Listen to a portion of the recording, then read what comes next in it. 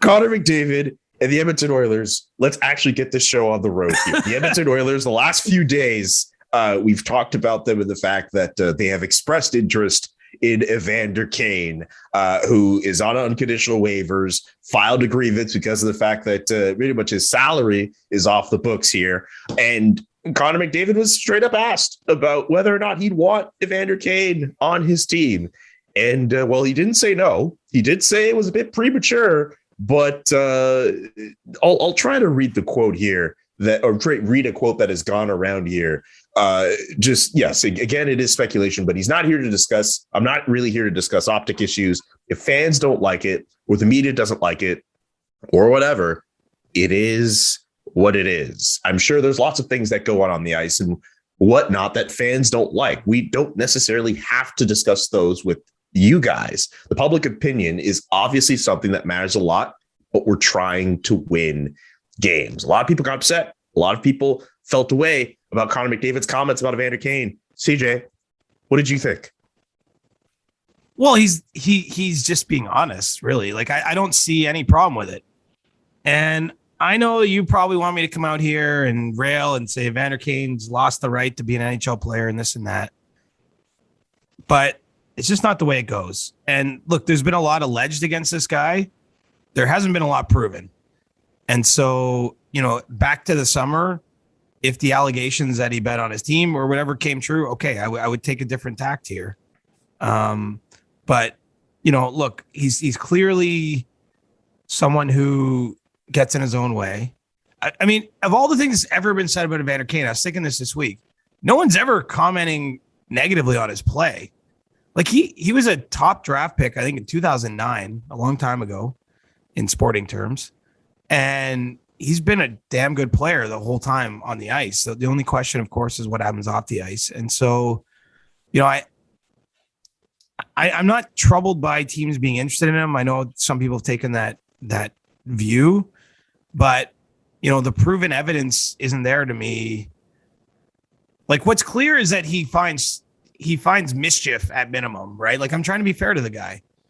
Like he finds his name in the news or what you have for the wrong reasons more than most players. But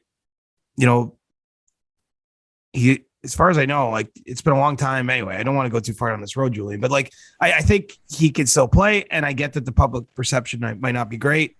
And if you're Edmonton and you've won 2 of 14 games or whatever it is at this point, he's a perfect fit for their team. Like, at the end of the day, he's signing with the Oilers, I think, if everything goes well. I mean, what's interesting really is that this league investigation's cropped up. I mean, what sums up Evander's situation better than, I'm pretty sure he was going to sign a contract on Wednesday with somebody, but on Wednesday, the league circulated a memo telling teams he was under investigation for what happened while he was in the AHL. And so that kind of sums a guy up to me, is that he's always sort of embroiled in something, it seems. But if I'm the Oilers, I'm not as worried about public perception as winning games either. And so, it's easy to conflate things in today's day and age. Like, there's athletes we know that have been convicted of very, very serious crimes. I know Evander was arrested during his time with Buffalo.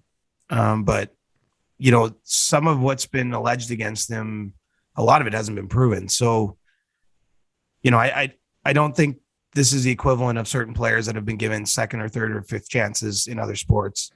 I get that he's got a track record, but again, absent cold hard proof of some of this stuff, I don't think he should be in a spot where he can't continue his career. And it's going to be interesting, Edmonton. Like, it's not done, of course. And honestly, if he gets a long suspension from the NHL, I mean, it might kill all this anyway. Like, he might just be done this season as it is.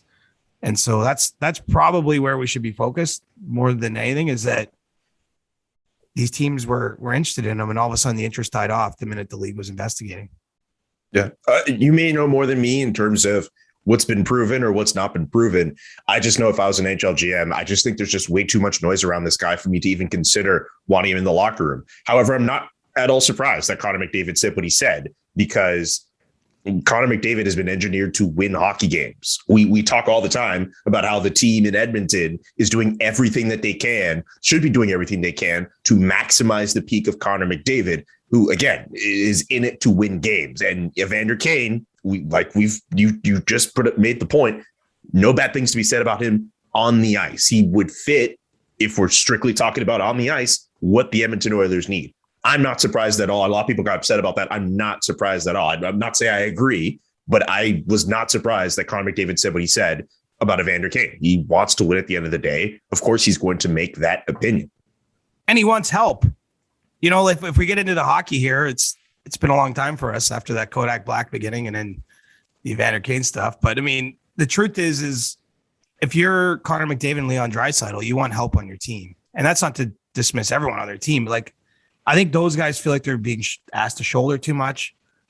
I look at the Oilers, they play those players too much, which I know we've talked about a little bit. They don't have a third line, or they haven't had a contributing third line. Like, Evander Kane helps solve some of those problems. You know, you put Kane on the Oilers, and then you're running Kane, McDavid, Hyman. You can move Hyman back to the right side, which is his natural side, even as a left shot. Then you go to your second line. You probably got Ryan Nugent-Hopkins on the left wing there if he's not centering your third line with Draisaitl and Yamamoto. I think Draisaitl likes playing the Yamamoto. You have Puljujarvi down on the third line. Like, you start to get more balance. So you're giving your team maybe a different element. You're giving them someone who scored a lot of goals. Evander scored a lot of goals in San Jose last year. Again, like, the hilarious, maybe it's not funny, but like the funny thing that gets lost in this is that this guy has been really good as a player. It's the other stuff that you're worried about, and the perception and everything, what it might do to your locker room, all, preconceived notions, everything. But if you're Edmonton, I think you're looking at this like there's very little risk. You're bringing him in for 40 to 50 games, depending when he signs, depending what happens with this NHL investigation. You're paying him probably a little less than $2 million on the contract, prorated too. And if it doesn't work, nothing ventured, nothing gained. You're acquiring them for free. The other options that they're going to acquire at the trade deadline won't be as good as Evander Kane. They're going to cost a lot more. And so this is where we're at. This team needs something, and Connor McDavid needs a winger. I think Connor wants this to happen, honestly. I know he wasn't quite that enthusiastic, but my understanding is he's completely on board with this happening if the Oilers and Kane and the NHL, if it all comes together. Yeah, that makes sense to me. The thing about, we keep talking about his play, and we keep talking about how good he's been. This is something that professional sports has taught us pretty much in almost every single professional league you can think of. It doesn't matter if you have troubles or issues that plague you off whatever playing surface that you play on. If you have a shred of talent, if a general manager or someone thinks you have what it takes, and you've shown that in some ways that you have what it takes to help a team, they're going to take a look at you and they're going to want you on your team. It doesn't matter if Evander Kane has had the troubles with COVID, possibly breaking COVID protocol, fake vaccination cards, troubles with teammates in Winnipeg, allegations with his partner or gambling or anything like that. All these things have been out there. But because of the fact that he is able to score 20-something goals a year, was once a 30-goal scorer in the National Hockey League, could very well still be if he joins the Edmonton Oilers. Teams are going to take interest in Evander Kane. We focused a lot on the Edmonton Oilers because of the fact that Ken Holland made his words known. But so many other teams are interested in him. It's not just Kane, though. Like,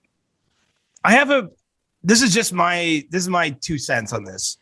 Sure. And I get that, like, the world's moving on for me in some ways, but how do I put this? Because this is actually a much broader statement than just anything pertaining to Evander specifically. I do think there's a rush to say no one should be able to work ever again with any allegation. And I don't just mean this in hockey, honestly. Like, it seems like I think it's something social media is so immediate, right? For all of us, that sometimes you see something that sounds bad or is bad or whatever, and then you're just like, oh, that's got it. Like, enough with that, done with that. But like, the world doesn't work that way. And I do think that there is room for secondary chances for people. Again, this isn't just Kane, because I think Kane's actually more complicated because it isn't we're not really talking about a second chance. We're talking about a number of chances over a long period of time. But in general, I do think sometimes we're a little quick now, kind of in the way things work, to just say like, well, this thing may have happened or didn't happen. It sounds bad. Like this person's done.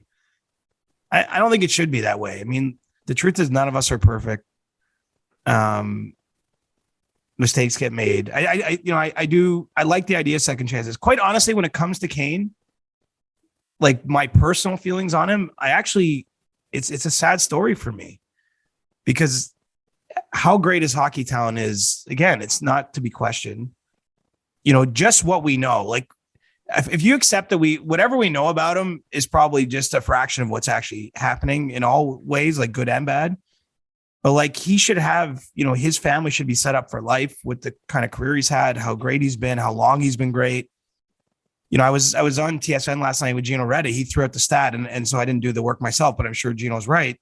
Like in his 3 years in San Jose, he was like first in goals, first in power play goals, first in shorthanded goals, first in penalty minutes. Like he even at age 30, he's been great as a player, and he does find this trouble away from his job, and so I actually find it to be a sad story, or and I actually kind of.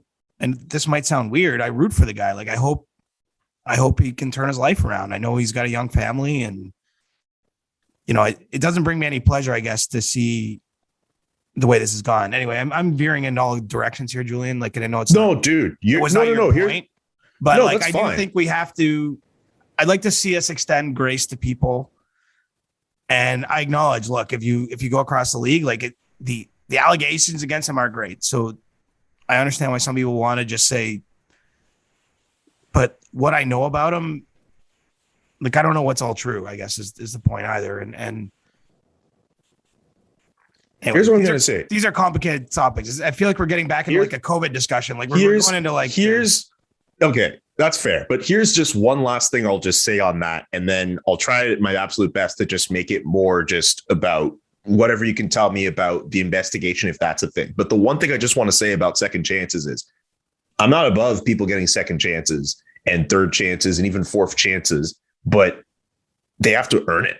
I think Evander Kane should know that he's been maligned in so many different things before COVID that he should not be putting himself in a position where he's getting investigated for breaking COVID protocol. I understand that there are people who mess up and they do bad things, and they ultimately, through their own ways, yes, they're going to have to lose privileges to certain things, but they should be able to work their way up. That being said, they have to do the work. And maybe I'm speaking from an outsider's perspective about Evander Kane, not at being as plugged in as some other people might be, not having ever met the guy, but just looking at how he's handled himself over the last little while.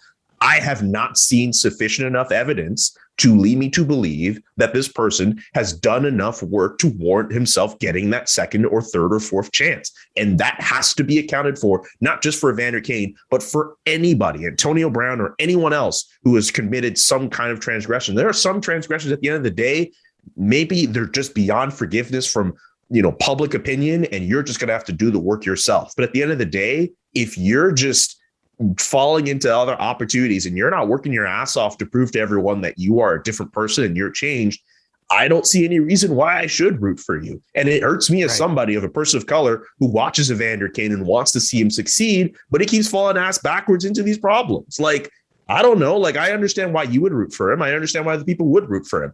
I have a hard time doing so because for me, I'm all about showing your work. Show your work. If you want me to believe that you've changed, don't get into shit with where you're traveling on planes with COVID, allegedly. Don't do that.